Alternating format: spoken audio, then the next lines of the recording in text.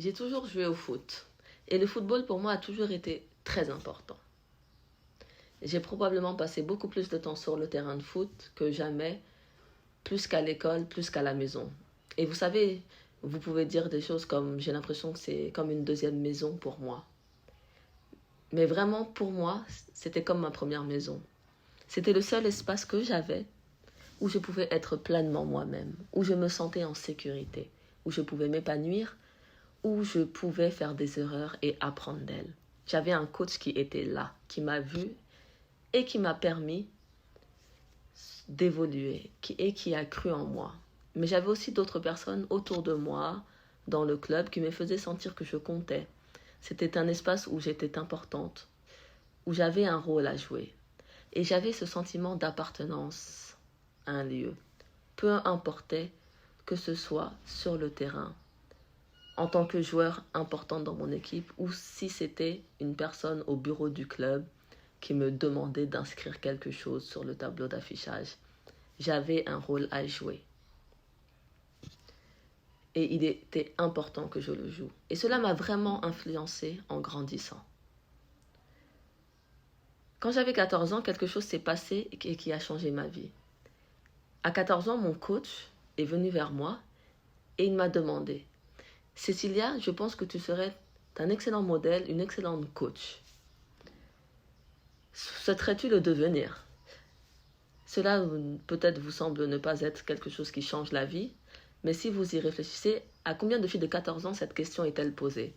Donc statistiquement, cela me rend unique. Mais non seulement il a posé la question, mais il l'a posée de cette manière. Il a dit « Je pense que vous seriez un excellent modèle et entraîneur. Souhaiterez-vous le devenir ?» À la façon dont il a posé la question, il m'a permis dès l'âge de 14 ans de comprendre que je pouvais être une personne importante dans la vie de quelqu'un d'autre. Je pouvais influencer les autres, influencer les jeunes filles et leurs décisions dans leur vie, leur confiance en elles. Je pourrais être une personne qui commence et que les autres suivent. Et comprendre cela dès l'âge de 14 ans vous permet de vraiment réfléchir à ce qui est important et à la façon dont vous voulez être en tant que leader et modèle. Et quand il a posé la question, il a fait quelque chose d'encore plus important. Il a cru en ma réponse. Donc quand j'ai provisoirement dit oui, il croyait non seulement que je le voulais, mais il croyait en mon potentiel pour devenir un entraîneur et un modèle pour les jeunes filles. Et il m'a soutenue jusqu'à ce que je le fasse. J'ai donc commencé à entraîner une équipe de filles et pour moi, il est venu très naturellement d'essayer de créer le même espace sûr que j'avais eu dans mon équipe pour les filles que j'ai commencé à entraîner. Donc pour moi, il était important de les comprendre, d'apprendre à les connaître, de vraiment savoir qui de Beata et Hamdi, qui ils sont, d'où viennent-ils, de quoi rêvent-ils, et peut-être encore plus important, où vont-ils dans la vie? Quels objectifs ont-ils? Qu'est-ce qui est important pour eux? Et c'est bien plus important que s'il s'agissait d'un milieu de terrain ou d'un attaquant. Donc sans vraiment le savoir, je travaillais avec leur estime d'eux-mêmes et leur confiance en eux, en construisant leur propre sentiment d'être des personnes de valeur, les faire croire en eux comme je croyais en eux, leur faire croire qu'ils pouvaient se développer, qu'ils pouvaient apprendre, qu'ils pouvaient grandir, qu'ils pouvaient atteindre tous les objectifs qu'ils se fixaient sur et en dehors du terrain. Et ce que j'ai vu, c'est que très vite, les filles ont commencé à redresser le dos. Elles ont commencé à se défendre sur le terrain, mais aussi en dehors du terrain, autour du terrain, à l'école, chez elles. Et j'ai vu aussi que les filles commençaient à se développer en tant que joueuses de football. Elles ont commencé à gagner leurs matchs et finalement nous avons gagné la ligue. Alors cela m'a fait réfléchir. Si je pouvais voir ce développement incroyable en si peu de temps à travers le football, où mes filles croient en elles-mêmes et se développent en tant qu'individus, deviennent plus confiantes, qu'elles comprennent ce qui est important pour elles et osent développer et essayer de nouvelles choses, qu'elles deviennent à devenir de meilleures joueuses de football. L'impact ne serait-il pas encore plus grand si je commençais avec encore moins de conditions au départ? Quelques années plus tard, j'ai eu l'occasion de vraiment essayer cela dans la pratique. Ma mère a trouvé un emploi au Mozambique, l'un des pays les plus pauvres dans le monde, où plus de la moitié de la population vit encore aujourd'hui avec moins d'$1 par jour. Alors évidemment, les conditions et les conditions matérielles sont bien pires que dans un pays comme la Suède, où j'entraînais des jeunes filles dans le football. Alors j'ai pensé, eh bien, il pourrait y avoir des filles là-bas qui veulent jouer au foot. Je connaissais peu le Mozambique et je ne parlais pas la langue. Donc je ne peux pas dire que j'étais bien préparée, bien au contraire. Mais j'avais un téléphone, j'avais Google Translate. Alors j'ai fait le tour pour essayer de voir si je pouvais avoir une équipe de filles comme je l'avais fait en Suède et pour essayer cette hypothèse. Est-ce possible de faire en sorte que les filles croient en elles, de renforcer leur estime d'elles-mêmes, leur confiance en elles-mêmes, leur confiance en leurs capacités et leurs réalisations et leur capacité à performer? Est-ce possible d'influencer cela positivement de manière très efficace à travers le football? J'ai fini par rencontrer par hasard l'une des joueuses de l'équipe nationale mozambicaine de football, Sarah Jacob Simon. Et bien sûr, j'ai sorti mon téléphone avec Google Traduction. Je lui ai expliqué mon idée, ce que je voulais faire. Et elle m'a demandé si je voulais rejoindre une équipe pour venir voir à quoi ça ressemblait. J'ai bien sûr dit oui. Je l'ai suivie dans un 4x4 chaotique à l'extérieur de Maputo, la capitale du Mozambique, jusqu'à une zone appelée Xisaksa, à l'extérieur de Maputo. Et là-bas, sur ce terrain, j'ai rencontré environ 30 filles qui se tenaient là devant moi et elles attendaient vraiment beaucoup. Je sentais qu'elles attendaient vraiment beaucoup de moi et j'étais vraiment impatiente de répondre à leurs attentes. Au bout d'un moment, j'ai commencé à me demander quand est-ce que l'entraîneur va arriver et va commencer à entraîner ces filles. Quand est-ce qu'elles vont commencer à jouer sur le terrain. Mais elle était là devant moi en me regardant, en semblant attendre quelque chose de moi. Et j'ai commencé à me demander ce qui se passait, jusqu'à ce que je comprenne que je n'avais pas dit oui pour seulement venir les voir s'entraîner, mais j'avais dit oui à être leur entraîneur, sans le savoir. Grâce ou à cause de Google Traduction, j'ai fini par devenir l'entraîneur de cette équipe de filles. Et mon hypothèse s'est avérée correcte. Les filles étaient auparavant davantage considérées comme des fonctions. Elles devaient donc occuper des tâches ménagères, s'occuper de leurs frères et sœurs plus jeunes, jouer des fonctions importantes dans leur famille et dans leur ménage. Mais elles n'avaient pas été valorisées en tant qu'individus. Et tout d'un coup, elles l'étaient.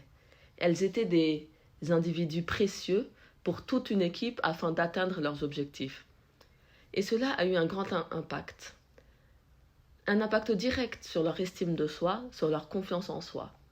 Elles ont commencé à se redresser, elles ont commencé à se défendre elles-mêmes et à se défendre les unes les autres, loin du terrain. Elles sont devenues de meilleures joueuses de football, nous avons gagné nos matchs et nous avons même fini par gagner la ligue. Et pour une raison quelconque, les gens autour étaient vraiment excités à ce sujet. Comment font-elles pour gagner tous leurs matchs, pour réussir? Et beaucoup d'autres entraîneurs de foot autour voulaient savoir ce que vraiment cette entraîneur suédoise faisait. Quelle était sa sauce secrète, sa recette. Nous avons donc commencé à attirer un public lors de nos entraînements. D'autres coachs voulaient venir et voir quel genre de matériel ou d'équipement cool j'avais apporté d'Europe. Et que j'utilisais lors de mes entraînements. Quel exercice je faisais, Quelle était la magie derrière tout ça, derrière ces bons résultats?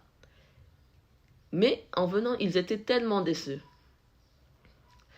Parce que je faisais des exercices classiques, 4 contre 4, un carré, comme tout le monde.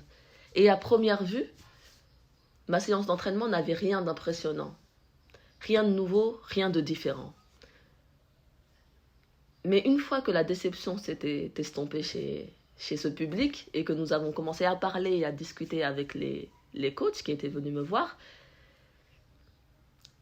car les résultats parlaient d'eux-mêmes. Et finalement, je leur ai fait savoir que la différence était que l'entraînement de football était géré d'une manière singulière, d'une manière différente, que le leadership et le but avec lequel j'étais sur le terrain étaient sûrement différents du leur.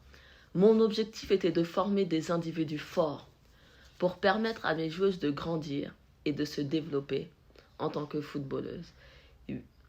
Mais avant tout, en tant qu'individu, de les guider, de guider leur développement. Et le résultat du football est venu en conséquence, plutôt que comme un résultat direct.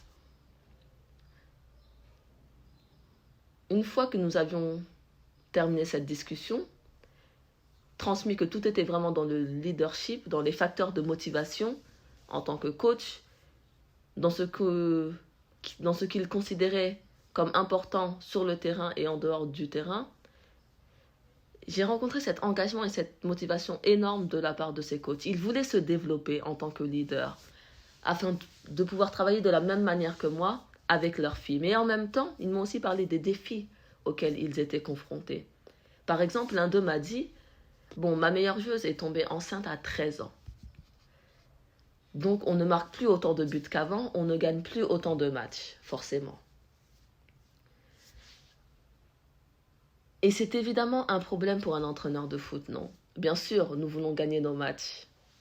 Mais ce qu'il décrivait en réalité, c'était d'énormes défis sociétaux dont nous ne parlons normalement qu'en termes d'agenda 2030 ou des objectifs du millénaire pour le développement, des termes abstraits, des concepts abstraits. Et ces problèmes sociétaux sont souvent si énormes, si déroutants et pesants. Mais pour la première fois, j'ai entendu ces entraîneurs parler de mariage d'enfants, de grossesse précoce chez les adolescentes, d'attitudes et de comportements et de structures inégales dans la société. Et ils en ont parlé avec un sentiment d'urgence, de vouloir gagner leur prochain match. Ils ne pouvaient pas attendre 2030 pour résoudre ces problèmes. Pour eux, s'ils voulaient gagner la Ligue cette année-là, ils ne pouvaient pas avoir des filles qui étaient forcées à se marier et à abandonner l'école à cause d'une grossesse précoce non désirée. Ils avaient besoin d'avoir leurs filles dans leur équipe pour s'entraîner et continuer à se développer en tant que joueuses et en tant qu'individus pour atteindre leurs objectifs. Et ce sentiment d'urgence, cette passion et ce dynamisme de ces entraîneurs, c'est ça qui est devenu le point de départ de Football da Força. Exploiter le pouvoir et le sentiment d'urgence des entraîneurs de football désireux de gagner leur prochain match pour également s'attaquer aux problèmes auxquels les filles sont confrontées et qui nuisent au développement des filles, qui nuisent à leur santé et à leur avenir et à leur capacité à façonner leur propre avenir. Ensemble, en tant qu'entraîneurs, nous avons défini les défis auxquels les filles sont confrontées, quels obstacles au développement des filles existent dans ce contexte local et comment pouvons-nous les relever au mieux. Et c'est devenu le point de départ de Football da Força. Et c'est ainsi que nous travaillons encore aujourd'hui. Football da Força est une fondation, un mouvement et un réseau international d'entraîneurs de football qui partagent des valeurs et qui, à travers le football, veulent autonomiser les filles. En tant qu'entraîneurs de football, nous nous mobilisons pour relever les défis locaux et les obstacles au développement des filles et définissons des solutions fondées sur des preuves pour résoudre ces problèmes en partageant les meilleures pratiques et en augmentant notre impact global en tant qu'entraîneurs de football pour catalyser l'égalité des droits et des chances des filles. Ainsi, Football da Força, à la base, est vraiment simple et direct. Notre vision est un monde où toutes les filles peuvent façonner leur propre avenir. Nous pensons que le football, en tant que langue universelle et une communauté engageant des millions de personnes dans le monde, peut servir de plateforme pour le développement et l'autonomisation des filles. Notre mission est de permettre à l'entraîneur de football de devenir un catalyseur pour l'égalité des droits et des chances des filles. Nous recrutons donc et engageons des entraîneurs de football dans les communautés locales du monde entier qui étaient peut-être déjà des entraîneurs avant ou qui sont complètement nouveaux dans le domaine de l'entraînement. Nous les formons à notre méthodologie fondée sur des preuves, en leur fournissant des connaissances et des outils pour autonomiser les filles en renforçant l'estime de soi, l'auto-leadership, la santé physique et mentale et le bien-être des filles. Les entraîneurs de football créent ensuite une équipe de football féminin, s'ils n'en avaient pas déjà avant. Au sein de l'équipe, ils créent un espace sûr, un groupe de pairs encourageants et un environnement d'apprentissage positif où ils développent l'estime de soi et le leadership des filles et où ils facilitent des conversations sur des sujets importants pour les filles et leur développement. En particulier, en ce qui concerne les filles, la santé physique et mentale et la santé et les droits sexuels et reproductifs. Cela permet aux filles de discuter ouvertement des questions importantes pour elles, de poser des questions auxquelles elles n'ont personne vers qui se tourner pour obtenir des réponses et de comprendre ce qui est important pour elles dans leur vie, ce qui leur permet de prendre des décisions plus éclairées et de façonner leur propre avenir.